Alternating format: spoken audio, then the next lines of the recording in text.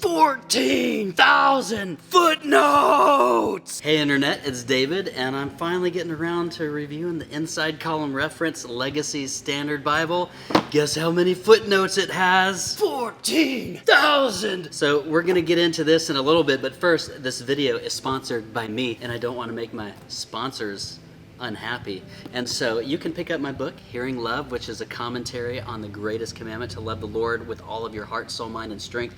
Find freedom from sin, freedom from addiction in the context of the beauty and the love of Jesus. That's available on Amazon in paperback, hardback, and ebook. Also available is my sermon website where I've got over 180 sermons to listen to. My music is available to download, so if you enjoy the music that plays under any of my videos, it's all available for download at forloveoftheword.bandcamp.com. The teaching website is davidleebrownteaching.bandcamp.com. Those links will be in the description. If you want to support my family and I in full-time ministry, then you can give to us through the ministry page, or you can join me on Patreon where there's a little bit more content over there, some more music downloads. For even as little as $2 a month, you can join me on Patreon, and that $2 would be a huge blessing. Those links are all in the description. In addition to that, just to make it easy for you, my website will be up top, and it will be the central hub that can guide you to all those places: the music, the sermons, the book, the ministry support, and again, those links will be in the description. Now let's get into this. 14,000 footnotes! Oh yeah! Snap into an LS beat. I'm feeling a little bit goofy today. Here's the box. Very important note about this box is it is big enough for this Bible to fit into it. So it's a big box. Now, I went with the red goatskin. Yes, red, I deviated. I feel like I have a lot of brown Bibles, and I felt like having a giant red Bible would make me happier than having the giant brown Bible, because I have giant brown Bibles and other brown Bibles. I already have a brown legacy standard, so I'm like, well, we'll do the red this time, and I really like the red. It's tasty. And so, goatskin, edge-line binding, love the raised hubs. Now, this is a thick Bible, and it's a big Bible, but one of the reasons it's so thick is, guys, 40 GSM paper. That's pretty amazing stuff. So, excellent paper to write in, excellent paper to feel. Man, this thing is solid. Everything feels so nice. You know what this reminds me of when you open it up and everything and feel the paper is the Schuyler wide margin Bibles that also use a heavier GSM.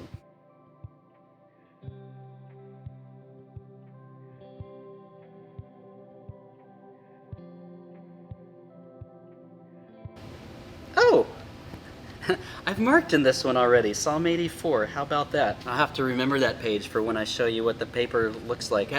Why not do that now? So with this one, I just used the yellow, a little bit of blue underlining, some orange circling and stuff, and highlighting some of the footnotes that I thought were really key. I don't preach out of this one, but I do read through it with the intent of wanting to see the footnotes that the translators put in here.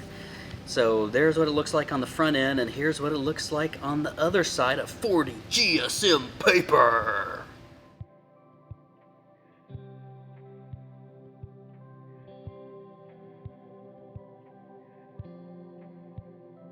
Now back to the binding for a little bit. The paper, the feel of this, it feels a lot like the Schuyler wide margin. The cover is a teeny tiny bit thinner, but not much. Like, I can notice a little bit of a difference, but again, not a huge difference. It also feels like some of the old chant bindings with maybe like a hint of Charfleet, if you're familiar with those Allen bindings. But honestly, when I say Charfleet, don't let that put a bad taste in your mouth, because I have not seen a Charfleet Bible that I've been like super impressed with when compared to the other Allen Bibles and Schuyler and stuff. This one feels like what Charfleet should be, and this is printed and bound in Korea, so another Korean Bible for the win. Woohoo, yay. You have the interior gilt line with the art gilded pages, so a nice frame for reading, and the interior liner feels nice. It doesn't feel fake. I don't know what kind of leather's on the interior liner, but it looks like a burgundy underneath this red one.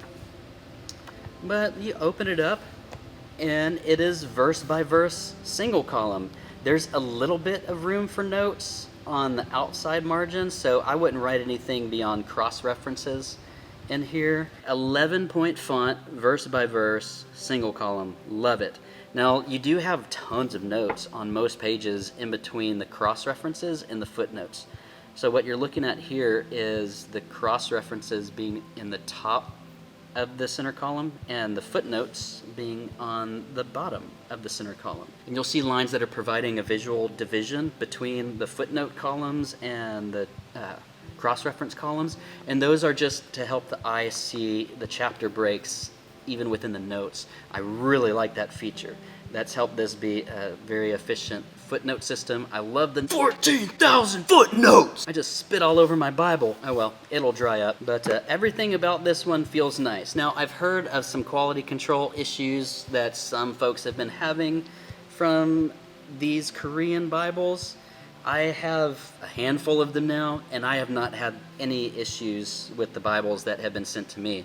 And I use this one a lot. I use that double column one that goes with me everywhere. I use that one every day, and that one is hanging solid, so I have no reason to complain other than just to highlight, because I'm sure I'll get it in the comments about some of the issues that some people are having, and I'm not trying to invalidate them, but to make you aware of them. Like, some people are having issues. I have not had an issue. If I hadn't heard about the issues, I would not know that there was an issue with Korean Bibles, because I love every single one that I have. The paper is nice. It is so nice. And the layout's nice. Now, it seems like the columns go a little bit longer than the handy size. You're reading further on a line than I'm typically used to, but like, not that big of a deal. I still enjoy this one.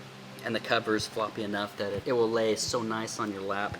And even the way this opens and lays on your lap, if you're one who's taking notes, I feel like you still have a solid enough text block because of the heavy weighted paper to be able to take notes and mark in your Bible while the Bible's on your lap, which is an important feature for me. It's edgeline goatskin, so this thing's gonna lay flat in the concordance where we really need it to lay flat. Genesis, it's just gonna lay flat. So yeah, only praise, no complaints, really no critiques with this one. I feel like they did a marvelous job. I love the typeface, and I love how they do their verse by verse where they stand out from the column. So it's very, very easy to identify. If you were gonna preach from this one, it would be an easy one to preach from. It's also a pleasant reader, so I feel like they've struck a good balance. Similar to the Stridon, I think the Stridon has a better balance between a teacher and a reader because of the note-taking capacity on the outside margins of the Stridon. But again, that's not really what I was looking for in the inside column reference when I got this one last December. What I was wanting was the 14,000 footnotes! We'll get into size comparison real quick. This is a really big Bible. The two that are in this genre, again, are the Schuyler Wide Margin, which is also another big Bible, and then the Zondervan outside column reference of the New American Standard 95. And it just so happens that I've got them here with me. So there's the Wide Margin, we'll do that one, and we'll do the Legacy Standard, and then we'll put the Zondervan outside column reference on top of each other here, and you can see the size difference. Yeah, the Wide Margin is definitely wider, but it's just as thick as the inside column reference. I think the inside column reference is a little bit narrower than the Zondervan. Obviously it has a bigger yap, so it's going to look bigger in the footprint, but the text block is about the same footprint as the inside column reference.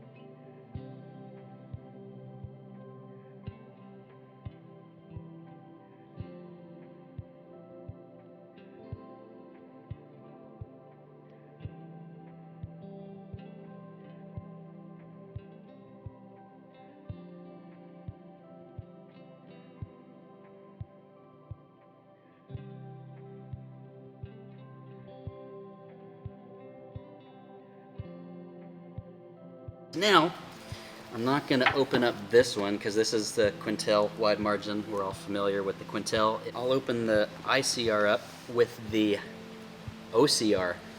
See what I did there? So with this Legacy Standard Bible, this is what I meant about the columns being longer, and I'm reading a longer line than I'm typically used to reading, which kind of throws my cadence off a little bit, but that's silly to talk about, right? That's silly.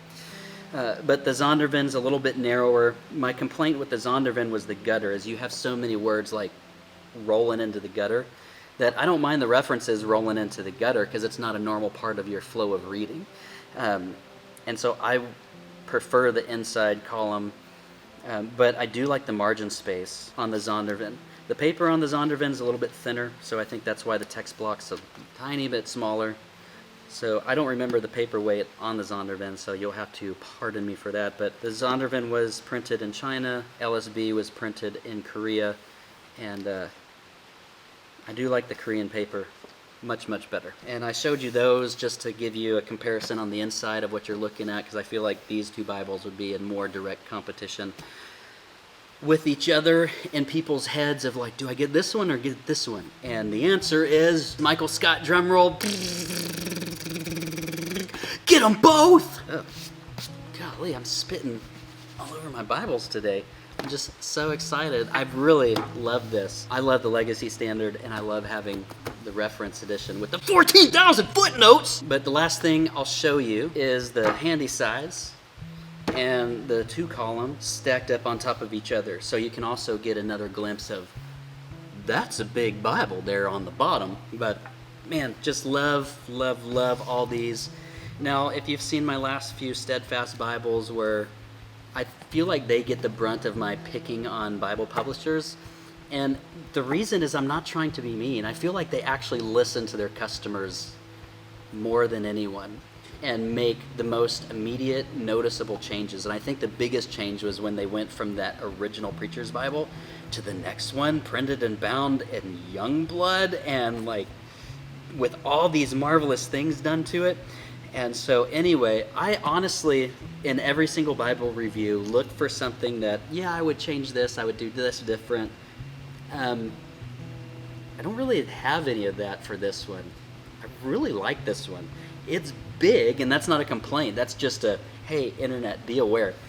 This is a big Bible. Now, there's a lady in my church who got one of these in black goatskin, and this is her Bible now that she takes to all the places. She does it, but it is a big Bible to take to all the places. Again, that's not a complaint, just be aware.